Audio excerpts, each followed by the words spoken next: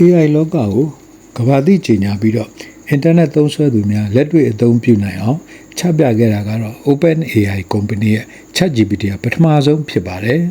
2022ခုနှစ်နိုဝင်ဘာလ30ရက်နေ့မှာတော့လုပ်ငန်းသုံးအနေနဲ့စတင်စမ်းသပ်သုံးပြီးတော့2023 February နဲ့ March လတွေမှာတော့တွင်ကျဲနဲ့အသုံးပြုလာကြပါပြီအဲ့ဒါပြီးတော့မှ Meta သို့မဟုတ် Facebook ရဲ့ Llama ပြီးတော့ Microsoft ရဲ့ Copilot Google ရဲ့ Gemini ပြီးတော့ Cloud တစ်ခုပြီးတစ်ခုတန်းစီပြီးတော့ထွက်လာပါတော့တယ်အဲ့လိုထွက်လာပြီးတကားละတရုတ်ရဲ့ DeepSeek AI ကလည်းယင်းနှိမ့်မြုပ်နှံမှုဈေးချူနဲ့ကမ္ဘာမှာအလကားပေးသုံးတဲ့ AI တစ်ခုအနေနဲ့နာမည်ကြီးသွားပြန်တယ်အဲ့တော့ ChatGPT ကိုတောင်းကြော်ပြီးတော့download လုပ်တဲ့နှုန်းများလာပြီးတော့လူသုံးအများဆုံးဖြစ်သွားခဲ့ပါတယ်အဲ့တော့ DeepSeek ထွက်ပြီးမကြပါဘူးတရုတ်တတိ Jack Ma ရဲ့ Alibaba Cloud Company ကနေပြီးတော့ Point AI ဆိုပြီးတော့ထွက်လာပြန်ပါတယ် version အမျိုးမျိုးကိုအဆင့်ဆင့်ထွက်ရှိနေရကနေနောက်ဆုံး2025 February လမှာတော့ Qwen 2.5 Max ဆိုတဲ့ version ကိုအသုံးအများဆုံးလူကြိုက်အများဆုံးဆိုပြီးတော့သူတို့ရဲ့ benchmark မှာကျန်တဲ့ AI ထက်တာလွန်ကြောင်းကိုဖော်ပြနေပြန်ပါတယ်သူပြီးတော့တထေး Elon Musk ရဲ့ Grok AI ထပ်ထွက်လာပြန်ပါတယ်အဲ့တော့နာမည်ကြီး AI တော်တော်များများအကြောင်းကျွန်တော် channel မှာတင်ပြခဲ့ပြီးဖြစ်ပါတယ်အဲ့တော့တင်ပြကြံရှိခဲ့တဲ့ဒီ Qwen AI အကြောင်းကိုဒီတစ်ပတ်မှာတင်ပြပေးဖို့ရှိနေပါတယ်အမှန်တော့ Qwen ကို April လ2023ကလေးကစတင်ပြီးတော့ထုတ်ခဲ့တာပါ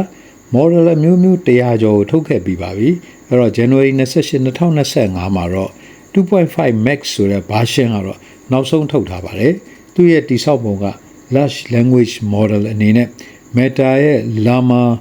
AI ပေါ်အခြေခံပြီးတော့ Alibaba Cloud ကနေပြီးတော့ထုတ်လုပ်ခဲ့တာဖြစ်ပါတယ်အဲ့တော့ Qwen ကဘာသာပေါင်းစုံ100ကျော်ကိုအသုံးပြုနိုင်ပါတယ်အဲ့တော့သိပ္ပံနည်းပညာသမိုင်းအနုစာပေခေတ်မီ pop တေးဂီတနောက်တစ်ခါယဉ်ကျေးမှုစတဲ့ data သီးသီးကိုအခြေခံပြီးတော့ train လုပ်ပေးထားပါတယ်ဒါကြောင့်မလို့ဘာသာစကားလေ့ကျင့်ပြောဆိုတာစာစီစာကုတ် essay စောင်းပါ email ဇာညွန်းကြပြဈေးကွက်လမ်းညွန်းစသဖြင့်အလိုရှိသလိုလောက်ခိုင်းရေးခိုင်းနိုင်ပါတယ်အဲ့တော့ programming ဘာသာရပ်ကိုလည်းပဲနားလည်တဲ့အခါမှာ coding ကိစ္စလည်းမေးမြန်းနိုင်ကြောင်းသိရပါတယ်အဲ့တော့ဒီ Qwen ကိုပညာရေးနယ်ပယ်လူမှုရေးနယ်ပယ်စီးပွားရေးနယ်ပယ်တီထွင်ကြံစမှုနယ်ပယ်နဲ့အမှုပညာနယ်ပယ်ပြီးတော့ဝတ္ထုဆောင်းပါဇာညွန်းစာရေးရတဲ့နယ်ပယ်ရုပ်ရှင်ဖန်တီးထုတ်လုပ်မှုနယ်ပယ်နောက်ခရီးစဉ်နဲ့အချိန်ဇယားသတ်မှတ်မှုဇယားပြီးတော့ရင်အစည်းအဝေးမှတ်တမ်းပြုစုပုံနယ်ပယ်အသီးသီးမှာဒီလိုအသုံးချလို့ရနိုင်ပါကြောင်းသိရှိရပါတယ်အဲ့တော့ဟုတ်ကဲ့ပါအဲ့တော့ဒီမှာကျွန်တော်တို့ဒီ Qwen video လေးအကြောင်းကိုမစခင်မှာကန်းကော်နီးပညာ channel ကိုကြည့်ရှုနေကြတဲ့မိတ်ဆွေအသစ်များအနေနဲ့ channel ကို subscribe မလုပ်ရသေးဘူးဆိုရင်လည်းပဲအခုပဲ subscribe ကိုနှိပ်ပြီးတော့ bell ခေါင်းလောင်းလေးတီးပြီးတော့ all နေရာလေးနှိပ်ပြီးတော့သွားကြအောင်လားဗျာအဲ့တော့ Qwen AI ကိုဘယ်လိုလုပ်ရှာဖွေပြီးတော့ဘယ်လိုလုပ်အသုံးပြုသွားနိုင်လဲဘယ်လိုတွေအသုံးပြုလို့ရတယ်ဆိုတဲ့အပိုင်းလေးကိုဆက်လက်ပြီးတော့ရှုစားသွားအောင်ပါ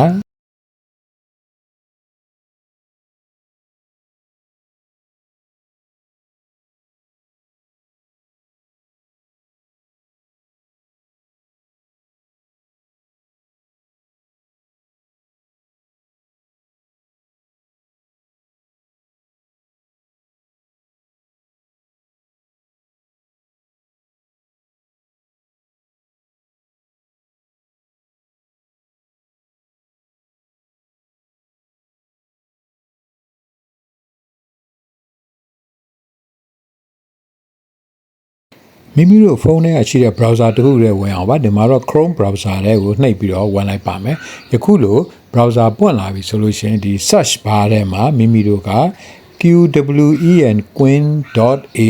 ဆိုပြီးတော့ရိုက်ပြီးတော့ရင်အောက်ကစာတန်းပေါ်လာပြီဆိုရင်ထောက်ပြီးတော့ရင်မိမိတို့ကရှာဖွေလိုက်ရမှာဖြစ်ပါတယ်အခုလို address ပါတဲ့စာမျက်နှာတစ်ခုပွင့်လာပါလိမ့်မယ်အဲ့တော့အဲ့မှာဒုတိယ Qwen AI Qwen chat ဆိုတဲ့ဒုတိယစာတန်းလေးကိုနှိပ်ပေးလိုက်အောင်ပါနှိပ်ပေးလိုက်ရင်ယခုလို Qwen စာမျက်နှာတစ်ခုအခုလိုပွင့်လာပါလိမ့်မယ်ဘယ် AI စာမျက်နှာမျိုးဆိုမိမိတို့ဝင်ပြီဆိုရင် login လုပ်ပြီးလိုပါလိမ့်မယ်ဒါကြောင့်မလို့ login ဆိုတဲ့နေရာကိုနှိပ်ပေးလိုက်ရင်ယခုလို Gmail နဲ့ဝင်มาလား Discord နဲ့ဝင်มาလားဆိုပြီးတော့သူအကောင့်ဖောက်ဖို့ပြောပါတယ်မိမိတို့က Gmail အကောင့်ရှိပြီးသားဖြစ်တဲ့အတွက် Gmail ကိုနှိပ်ပြီးတော့ဝင်လိုက်ပါမယ်ပြီးလို့ရှိရင်မိမိတို့ရဲ့ဒီခန်းကော်ဆိုတဲ့အကောင့်ကိုရွေးပြီးတော့ရင်ဒီမှာနှိပ်ပြီးတော့ဝင်လိုက်ပါမယ်အဲ့တော့ဒီမှာမိမိတို့ကအကောင့်ကိုရွေးပြီးဆိုရင် confirm ကိုဆက်ပြီးတော့နှိပ်ပေးလိုက်ရပါမယ်အဲ့တော့ confirm ကိုနှိပ်ပေးလိုက်ပြီးဆိုရင် access verification လုပ်ဖို့အတွက်ကိုအနီအောင်မြားနှစ်ထပ်ကိုတစ်ဖက်ကိုတွန်းပေးလိုက်ရပါမယ်အဲ့လိုတွန်းပေးလိုက်ပြီးဆိုတာနဲ့မိမိတို့ရဲ့ login ရသွားပြီဖြစ်ကြောင်းပြသပေးနေမှာဖြစ်ပါတယ်ဒီလိုဆိုရင်ဖြင့် Qwen 2.5 Max ရဲ့စာမျက်နှာပွင့်လို့သွားပါပြီမိမိတို့ဒီမှာမိမိတို့ mail လိုတဲ့ဒီ box ထဲမှာကြိုက်တာကိုဒီမှာမေးမြန်းလို့ရပြီဖြစ်ပါတယ်မိမိတို့ဒီမှာ Gmail အကောင့်ဝင်ထားကြောင်းကိုဒီအဝိုင်းနေရာနေပြီးတော့ပြပေးနေမှာဖြစ်ပါတယ်ဒီမှာကျွန်တော် AI ကိုမေးရမယ့် box ထဲမှာ Hello how are you ဆိုပြီးတော့မေးခွန်းလေးကျွန်တော်ရိုက်ပြီးတော့ဒီမြားနေရာလေးကိုနှိပ်ပြီးတော့မေးပေးလိုက်ပါတယ်ဆိုတော့သူကဒီမှာပြန်ဘယ်လိုပြန်ဖြေလဲဆိုတော့သူကဒီ large language model ဖြစ်ပြီးတော့ရင်သူကဒီဟိုပါပေါ့နော် AI ပေါ့နော်သူရဲ့ဒီစိတ်ခံစားချက် emotion တွေသူ့မှာမရှိပါဘူးအရေးကြီးတာပါလဲဆိုတော့သင်ကိုအထောက်အကူပြုဖို့နဲ့သင်မေးတဲ့ဟာကိုဖြေဖို့ပဲအရေးကြီးပါတယ်အကြောင်းကနေ့ကျွန်တော်ဘာကူညီပေးရမလဲဒါပဲပြောပါဆိုပြီးတော့ဒီလိုဖြေထားတာလေးတွေ့ရပါတယ်အပေါ်က Qwen 2.5 Max ဆိုတဲ့စာတန်းရဲ့ဘေးနားမှာပြထားတဲ့အောက်ကိုထိုးတဲ့မြားလေးနေရာမှာနှိပ်ကြည့်ပေးလိုက်ရင်ဒီ Qwen version အမျိုးမျိုးပေါ့နော်ဒီမှာပြထားတာတွေ့ရမှာဖြစ်ပါတယ်အဲ့တော့မိမိကဒီထဲကနှစ်သက်ရာ version တစ်ခုခုကိုရွေးချယ်ပြီးတော့လည်းမေးမြန်းနိုင်ပါသေးတယ်2.5 Max ရဲ့2.5 Plus ပြီးတော့ QWQ 32B နောက်တော့ဟာ Qwen 2.5 VL 72B စသဖြင့်ပေါ့နော်အမျိုးမျိုး version တွေမြင်တွေ့အောင်ဖြစ်ပါတယ်နှစ်သက်ရာမိမိတို့နှိပ်ပြီးတော့မေးမြန်းပေးနိုင်ပါတယ်ဒီ Qwen စာမျက်နှာရဲ့ဘယ်ဘက်အပေါ်တောက်မှာရှိတဲ့စာအုပ်ပုံစံလေးကိုမိမိတို့ကနှိပ်လိုက်မယ်ဆိုရင်ယခုလို column လေးတစ်ခုပေါ်လာပြီးတော့အပေါ်မှာစာမျက်နှာအသစ်ဖွင့်မှုအတွက်ကို new chat ဆိုတဲ့နေရာလေးပေးထားတာတွေ့ရမယ် all chat ဆိုတဲ့နေရာလေးကိုနှိပ်လိုက်ရင်မိမိတို့နေ့စဉ်ဖွင့်ကြည့်ထားတဲ့ဒီအကြောင်းအရာများကိုဖော်ပြပေးမှာဖြစ်ပါတယ်အဲ့တော့အသေးစိတ်ကြည့်သိကြနော်အဲ့ခေါင်းစဉ်အလိုက်နှိပ်ပြီးကြည့်လိုက်ရင်အသေးစိတ်လေးတွေမိမိတို့ဖွင့်ကြည့်ထားတဲ့ဟာတွေတစ်ခုချင်းပြန်လဲဖော်ပြပေးမှာလည်းဖြစ်ပါတယ်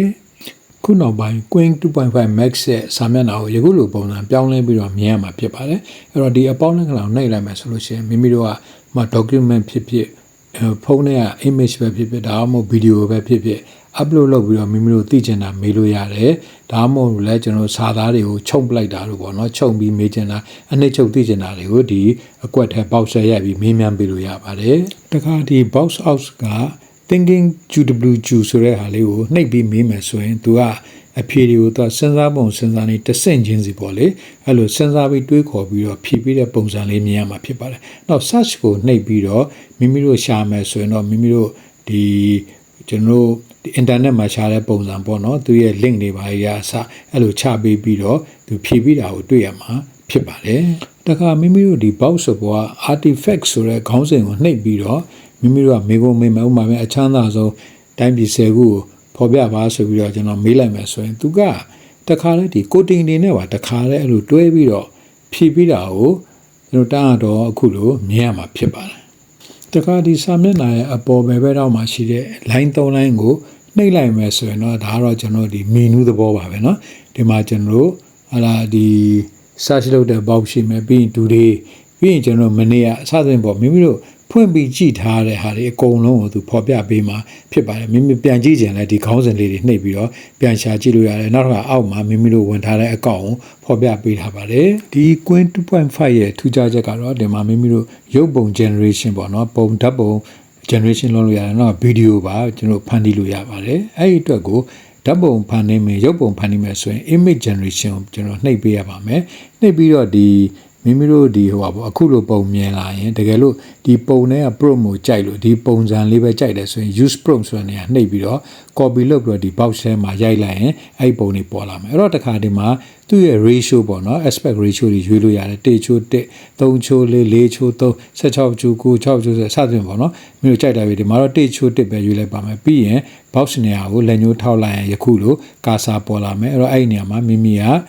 ကြောင်လေးဂီတာတီးနေတဲ့ပုံရကျင်တယ်ဆိုပြီးတော့ acad playing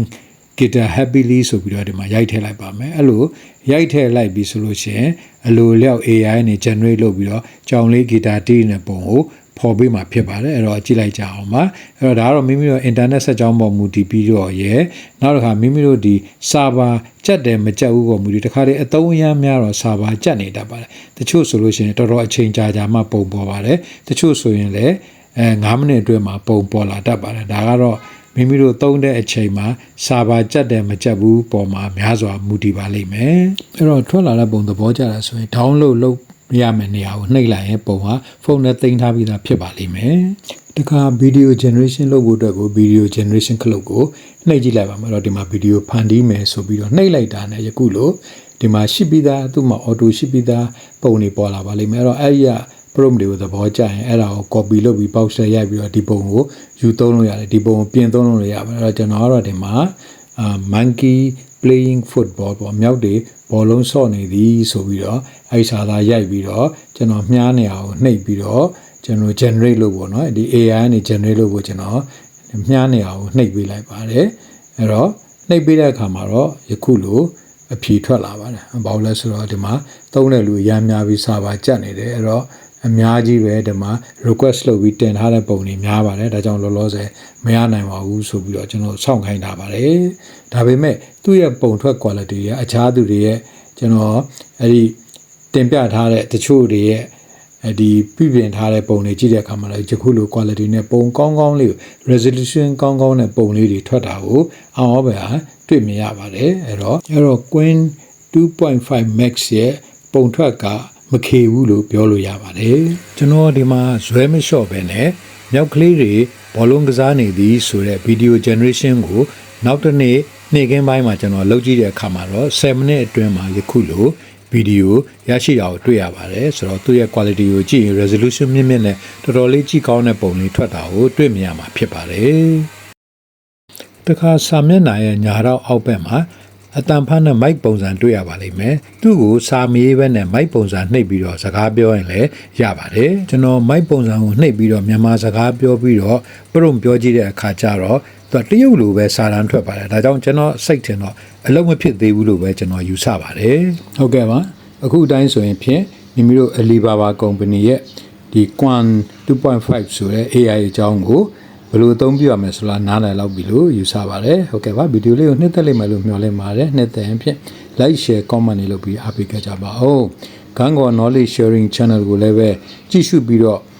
အားပေးနေကြတော့အသစ်တော်မိတ်ဆွေများအနေနဲ့ subscribe မလုပ်ရသေးဘူးဆိုရင် channel ကို subscribe လုပ်ပြီးတော့ bell icon လေးလည်းတိကျပေးပါဦးနောက်ထွက်လာမယ့်ဗီဒီယိုမှာထပ်မံဆုံစည်းကြပါစို့ဟုတ်ကဲ့ပါ bye bye